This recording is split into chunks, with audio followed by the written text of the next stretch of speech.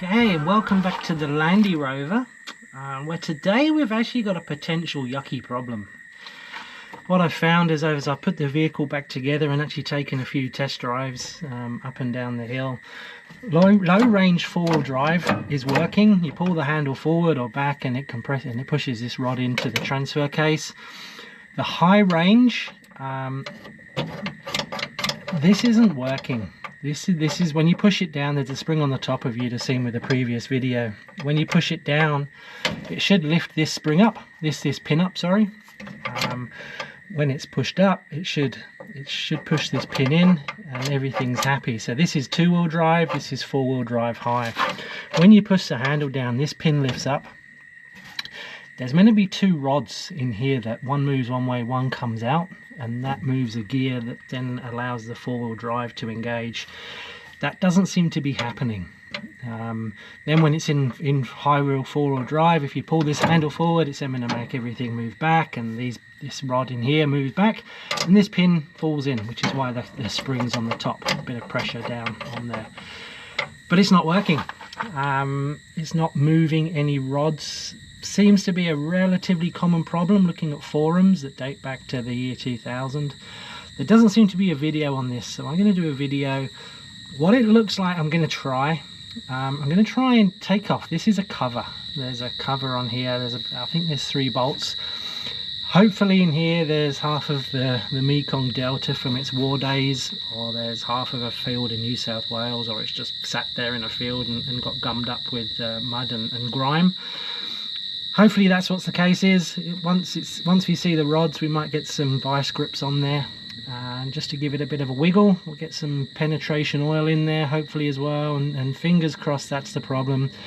I really don't fancy taking the gearbox out or removing this transfer case. That will be a horrible job now that I've started putting things back.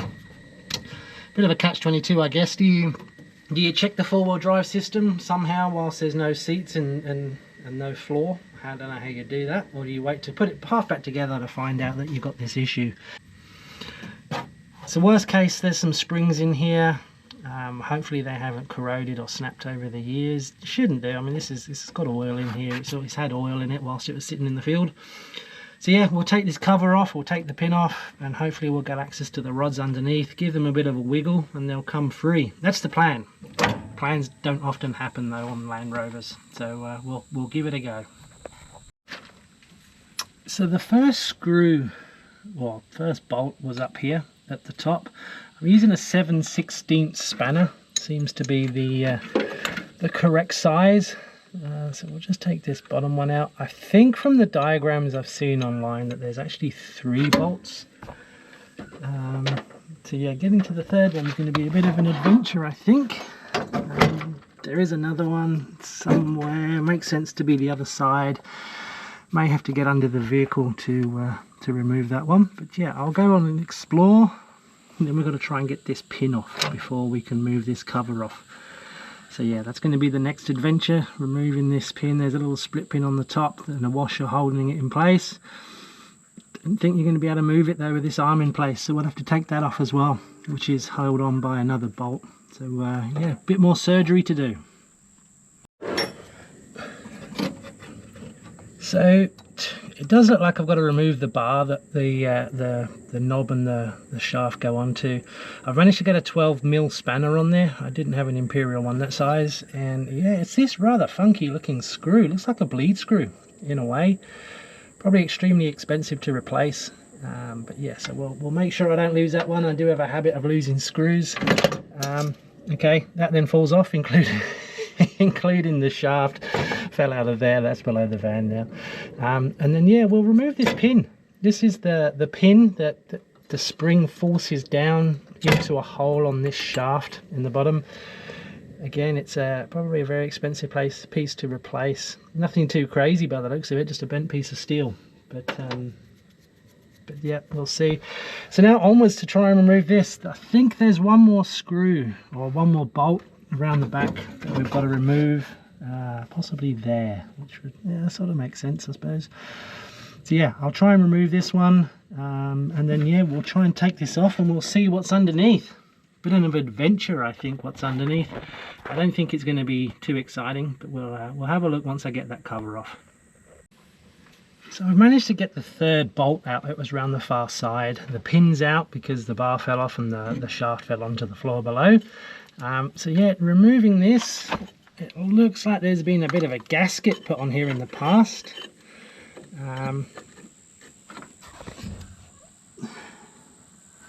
You can't get the cover off without removing the low range shaft, which is another exciting thing, another finding. The bars, they look relatively okay. It's looking like it's in four-wheel drive high now, because there's I don't know if you can see it, there's a hole on the lower shaft. That's where the pin goes into. So is it stuck in four-wheel drive high? But then, okay, that then pushes it in.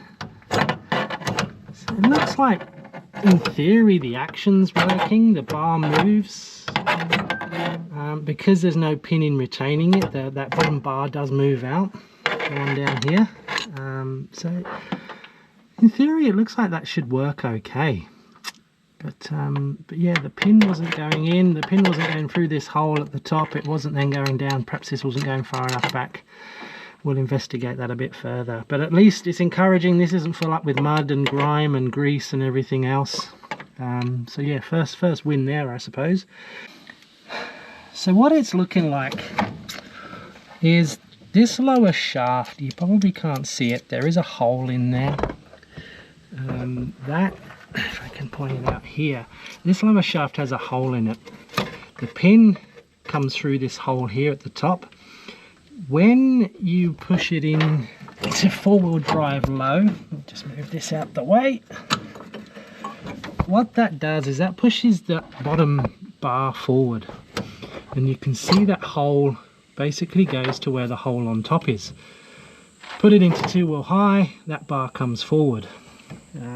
So this pin goes through this hole like that. That's now resting on top of the shaft. When you push this right lever in, the hole goes in, this pin is meant to drop down, and that isn't happening.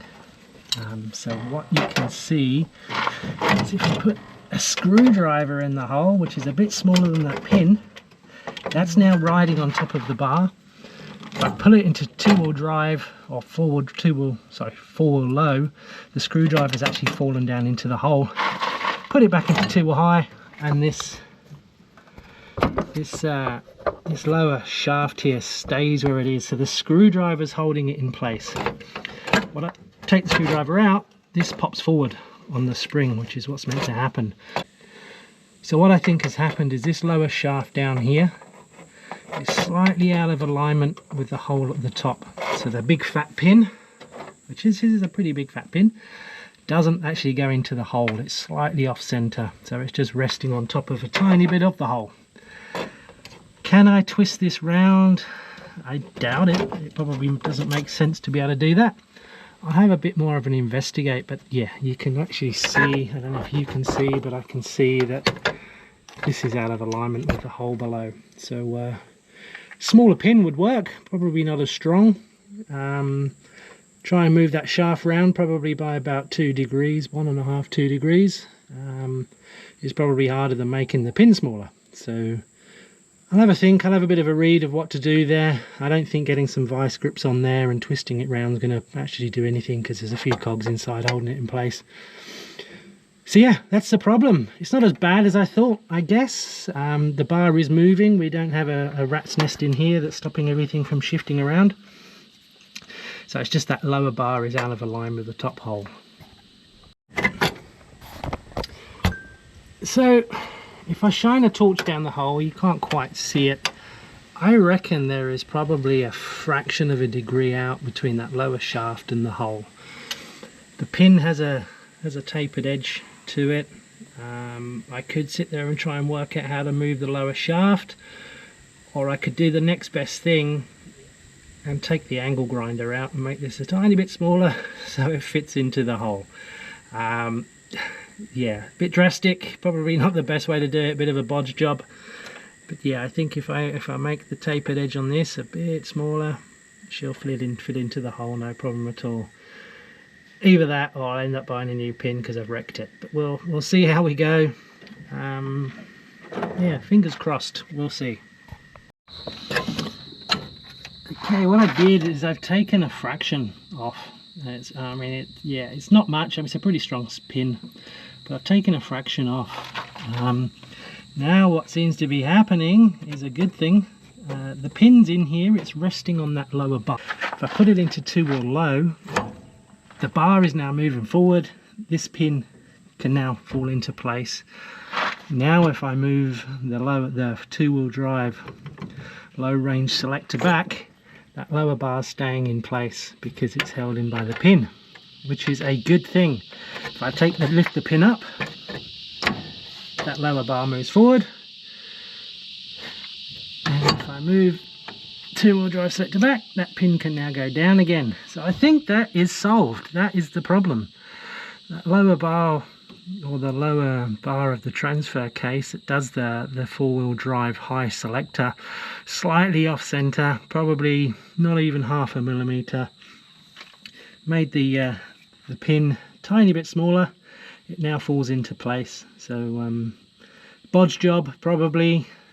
A perfectionist would have taken the transfer case out and worked out why it shifted around a tiny bit. I am nowhere a perfectionist. So I think that's going to take that will hold. It was a fraction of a millimeter, not very much off of that pin at all. So I'm going to put it all back together again. I'll lock the freewheeling hubs at the front, and we'll see if the 4-wheel drive high and low really does work on the front wheels as well. It should do. I've done a few test drives and it appears to be. Definitely the low range is working. It would be great to test the high range 4-wheel drive. Luckily I've got a few hills here in the backyard so I can take her for a drive. But so far it looks like I fixed something, which is always a good victory. So yeah, if you have the symptoms of your yellow knob not staying down, the consensus on forums and things from over the last 20 years is there's either a load of mud and grime in here that's stopping the bar from moving, or in this case the lower one has slightly shifted by a fraction of a degree, not much at all. So yeah, that was the cause in this case. And yeah, there we go. There's our 4-wheel drive now hopefully working. I'm just going to give this a bit of a spray with degreaser. There's a lot of grime and rubbish in there. I might put a bit of bearing grease on there just to help protect it a bit more into the next 70 years. Won't be my problem at that point. But yeah, I think we've had a bit of a victory here. So that's a good news story. So yeah, I'm going to clean it up, put some grease in here, just into these caps, just to keep it nice and lubricated in there. Put it all back together, put the shaft on that fell through onto the floor when I took the arm off, and then yeah, we'll take her for a drive and see what happens.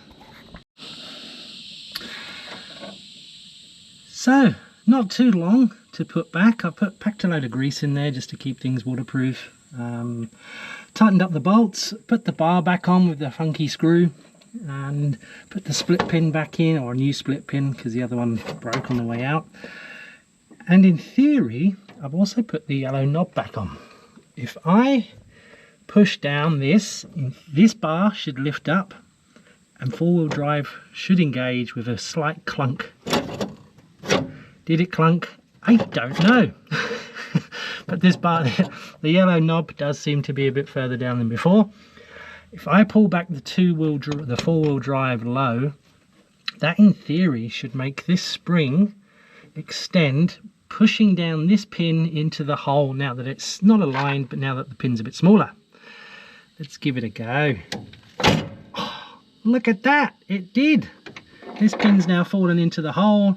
That will stop that bar from extending back out. If I put this back, it stays down, and this knob, yellow knob, has popped back up again. Problem solved, I think. I think we've had a bit of a victory here. Bit surprised that it was something that was simple. Bit of a bodge job though, by making this 90-degree pin a slightly bit smaller so it does fall into the hole. But I've got four-wheel drive, and that's a win. That looks like a victory. It's also tidied it up. I've packed a load of grease in there, so that should last for another 70 years. Wow, I'm impressed. Probably took less than an hour, although it was a bit of a pain removing the flooring. I guess if you had carpet and everything else in there, it would be a horrible job. So yeah, if you ever do have that issue where your yellow knob is not staying down, could be that the transfer case cover's just full of grime, or it could be that that lower shaft has now just shifted over the years of use, and you just got to make that pin a tiny bit smaller. That's a victory, that's a win. Thank you so much for watching. If you think these videos are useful, please do subscribe.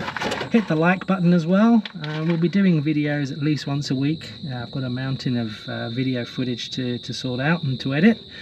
But yeah, happy with this. We have got 4-wheel high, 4-wheel low, 2-wheel drive. Very happy. Thanks for watching.